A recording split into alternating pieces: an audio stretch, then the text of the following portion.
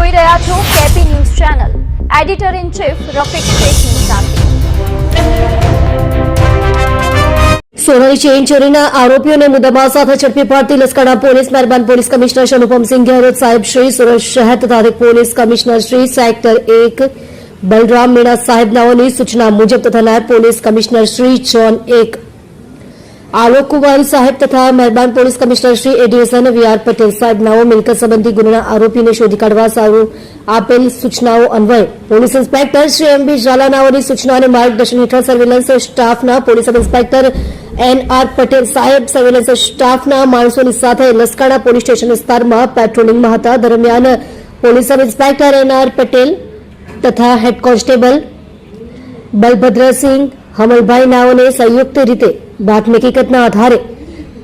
Laskana police station part 1 registered number A 2024 બીએનએસની કલમ 123-303-254 મુજબના ગુના આરોપી નંબર 1 સાવન કાંજીભાઈ સખિયા ઉંમર વર્ષ 22 ધંધો ટેક્સી ડ્રાઇવિંગ રહે ઘર number 12 Shivanjali row house Gadhpur road Surat શહેર મૂળ કૃષ્ણપુર ગામ તાલુકો કાલાવડ જિલ્લો જામનગર તથા આરોપી નંબર 2 યશ અશોકભાઈ બગથળિયા ઉંમર વર્ષ 21 ધંધો સલૂન રહે ઘર નંબર 1 જીવનધારા સોસાયટી કઠોદરા સુરત શહેર મોડ વાલમ રામ ચોક પાસે પસેગામ રોડ ગારિયાધાર ભાવનગર અને આરોપી નંબર 3 હેમાંશુ વિજયભાઈ રાવરાણી બગથળિયા ઉંમર વર્ષ 19 ધંધો નોકરી રહે ઘર નંબર 1 જીવનધારા સોસાયટી કઠોદરા સુરત શહેર મોડ રાણસીકી તાલુકો ગોંડલ જિલ્લો રાજકોટ નાઓએ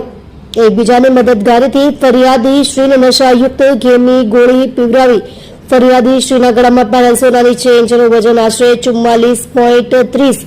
કિંમત રૂપિયા 4,93,136 ની મત્તાની મુદ્દામાલની ચોરી કરી ગુનો કરેલ હોય જે તમામ આરોપીઓને મુદ્દામાલ સાથે પકડી પાડી